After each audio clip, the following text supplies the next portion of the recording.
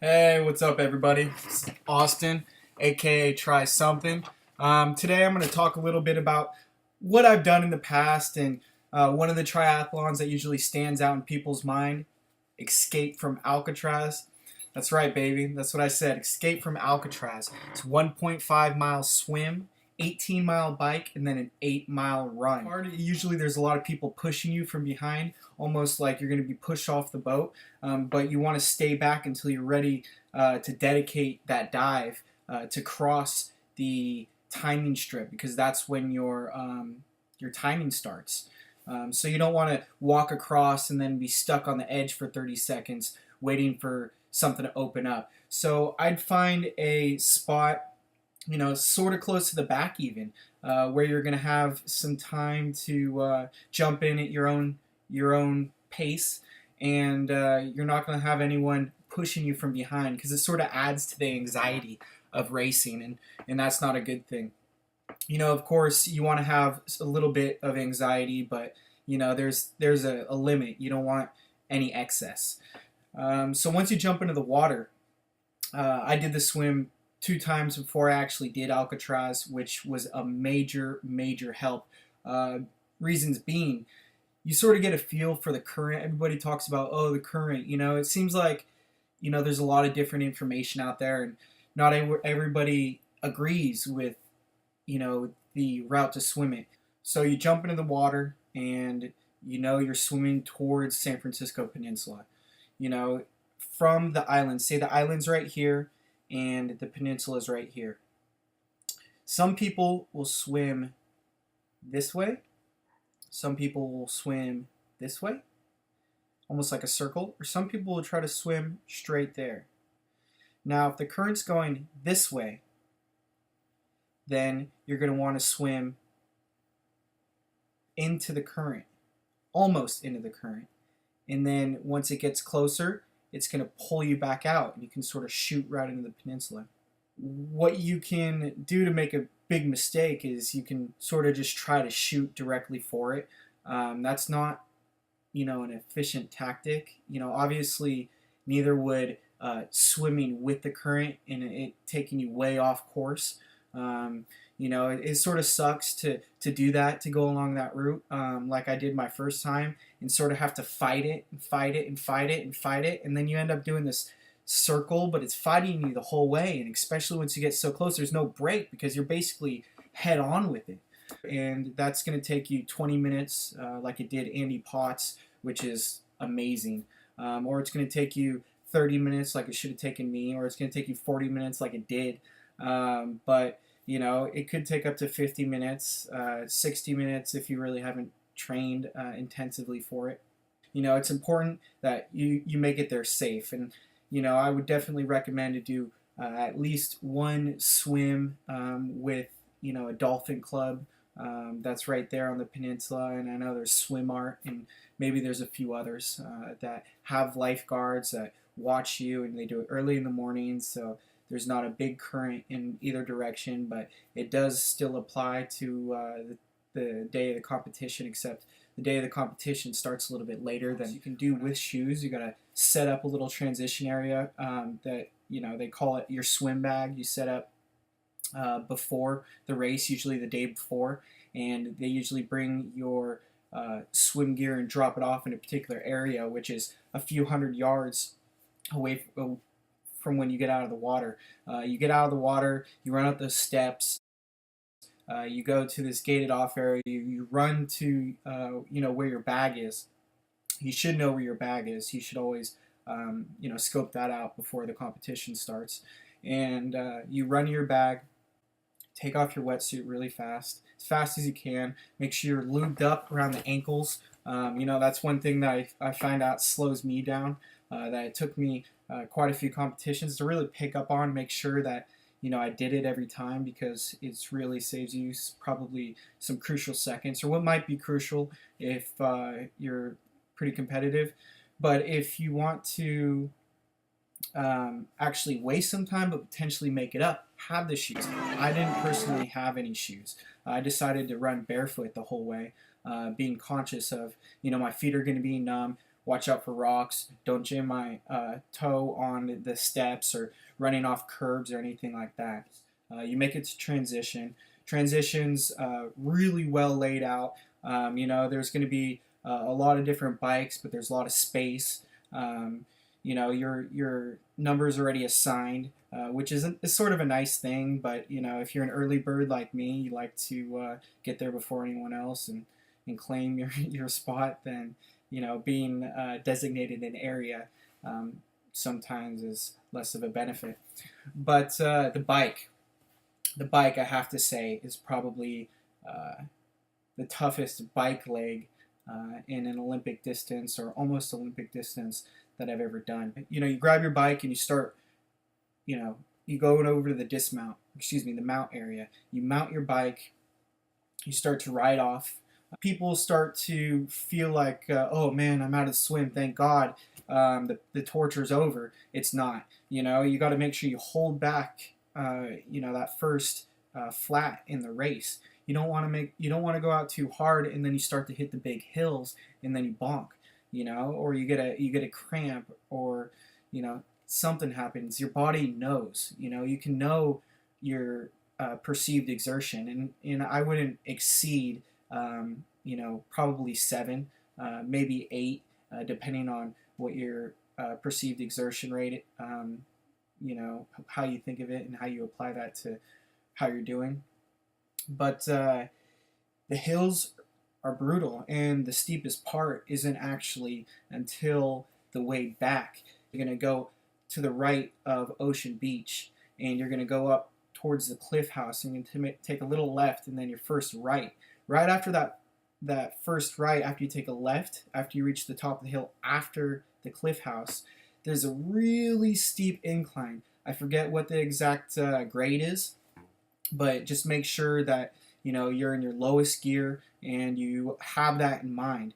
I'm a big believer in racing the course beforehand because I think it gives you a psychological advantage. It really does make you faster in the real thing. So I think that me knowing that bike leg really well gave me such an edge, because I passed more people on that bike leg than obviously the swim, because that didn't go great for me. And then the run, a lot of people passed me. So during that race, I felt like the bike leg was my strong point. It's a ride that is really fun, and you can do it any day of the week, and you really don't have to worry about a lot of cars or stoplights. A lot of people have this misconception about, oh, I can't train that ride because San Francisco, it's a whole bunch of stoplights, hills, and everything like that. It's really not that bad as far as stoplights go, but the hills, are definitely brutal. It's San Francisco. On to the run, you end up going into the run, and there's going to be some brutal steps. These steps take you from the bottom of the Golden Gate Bridge, and they take you up towards a bike path that ends up being about the level with the cars that would pass over the Golden Gate Bridge. So it's those steps that you really start to grasp how difficult these hills are becoming to be. And on the western part of the peninsula, you start to run downhill. You start to run down, essentially the cliff face, and then you run onto Baker's Beach. And be prepared for probably 3/4 of a mile, maybe a mile on the beach. It's not something that is really, repeated, and I think it should be for people that are training for it. Is you want to get some beach running in. Beach running is, works muscles that you wouldn't usually work, stabilizing muscles that you're not usually working, doing your regular routine. And this part of the race is where you can gain some serious grounds on your competitors, or you can lose some serious ground. You run onto the beach, and you run down the beach, and of course you want to run where the waves just pulled back because the sand's going to be a little bit firmer. You don't waste as much energy traveling because the dry sand you're actually going to sink a little bit more. And you hit the water station, which is a turnaround point. There's usually people there, and you turn around and you start heading back, and you can take the same route close to the water so that you're not losing energy. And then you're going to cut right back towards the Golden Gate Bridge, and you're going to go up these steps. This is the infamous sand ladder. Sand ladder is timed, individually timed. Of course, they do the regular, swim transition, bike transition to run time, and they also have the independent sand ladder time. The sand ladder is infamous because it is a lot of steps. I'd probably guess a couple hundred. These steps, they change every day. You can't go to them one day and be like, oh, okay, I know I'm going to run on the right side, or I'm going to run on the left side, or I'm going to run in the middle, whatever. And I think picking sides would be better anyways, because you can use the handrail. One day they're going to be in a particular order, or there's going to be a whole bunch of sand in between them, where the logs are actually going to show in the middle. But on other days, like during the race day competition, there's going to be even more sand, so it's almost like slick again, and the logs are only sticking out a little bit. Or maybe because a lot of people have ran those steps in the past few days and accumulated more sand on it, or vice versa. It's taken sand out. Personally, I like less sand because less sand means the logs are more exposed, meaning that I lose less energy stepping up the stairs because I'm not stepping in as much sand. The sand ladder is a place it's okay to walk. As far as, elite athletes go, in my mind at least. Of course I'm not walking, but I'm definitely just being consistent, taking long strides, giving it quite a bit of effort. If there was a power meter while running, your power meter would still be high, but your overall speed is probably the lowest of the whole race. So that's the sand ladder. As soon as you get up to the sand ladder, you're going to take a left and you go back towards the Golden Gate, which is another hill.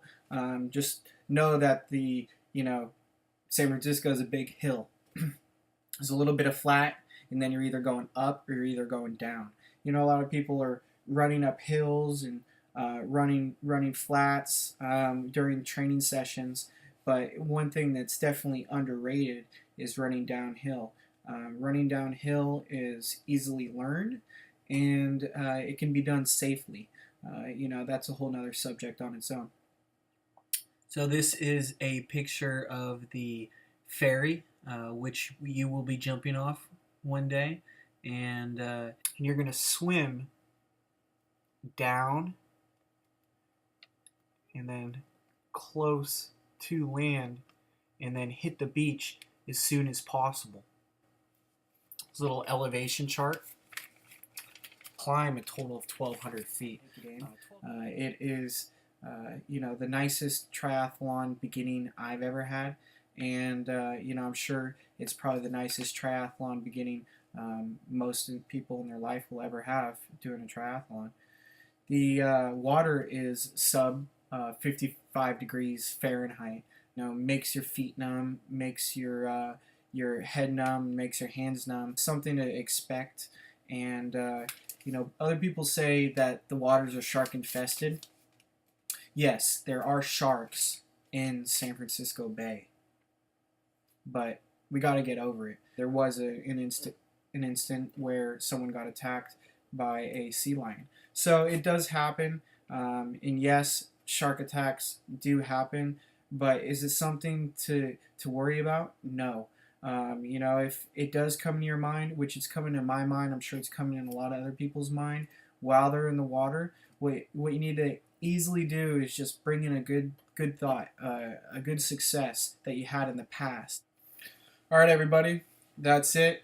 That's all I have to say about Alcatraz. Till next time, try something.